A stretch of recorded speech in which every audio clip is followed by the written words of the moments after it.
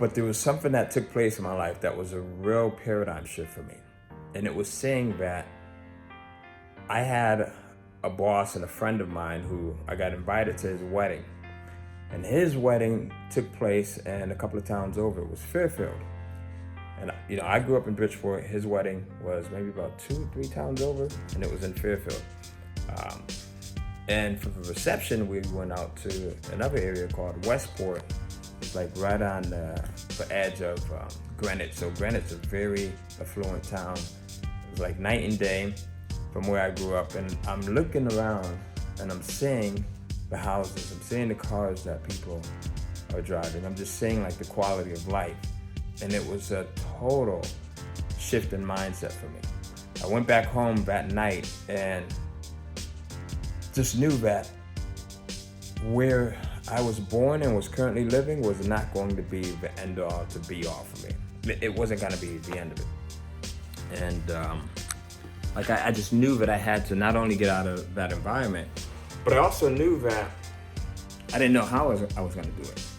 I didn't know how was I going to get to the point where I got myself out the hood and, eventually got my mom out the hood, and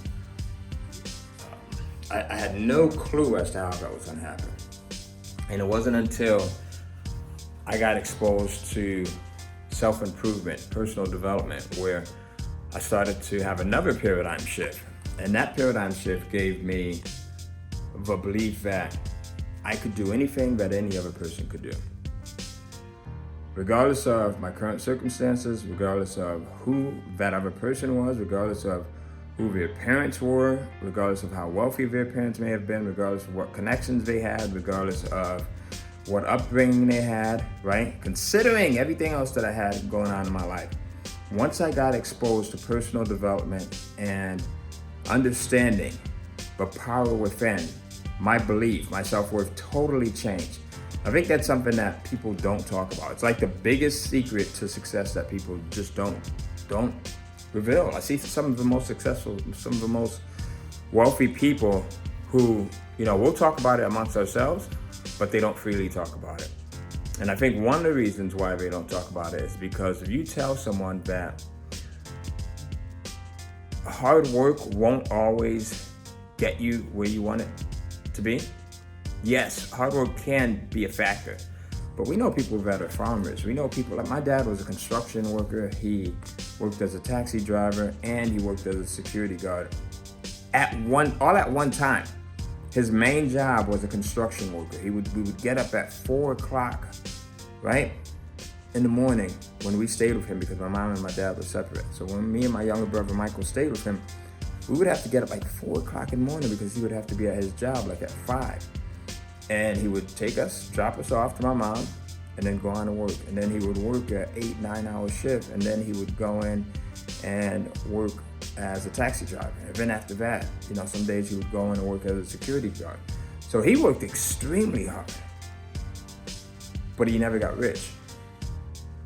He lived a life where he was just comfortable, right? Just at that point, he was able to do things. He liked cars and things like that. He liked to be able to live on his own. So he liked to be able to eat whatever he wanted to eat. So he was able to do those things, but he never got to a point where he significantly had more money and was able to significantly have a different quality of life than other people.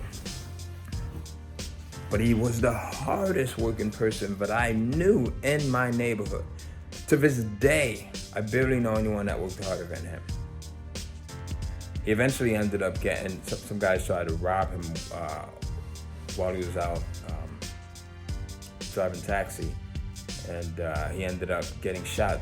He gave them his keys and his wallet. He turned around to run, and he shot him still maybe 4 or 5 times in the back. He eventually ended up he ended up immediately getting paralyzed from that, and that was it. He never went on to work, anymore. He's since passed. But I talk about that and the other things that I've experienced in my life because any single one of those things I could have used as an excuse. I could have said, I've experienced this. That's it. There's nothing else possible for me.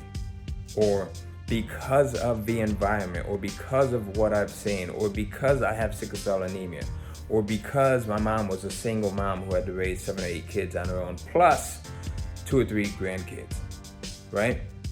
I can't do it. But just having the understanding that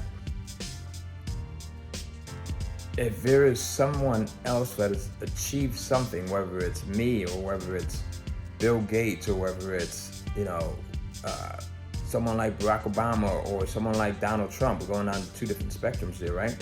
You could achieve the exact same thing following the right system.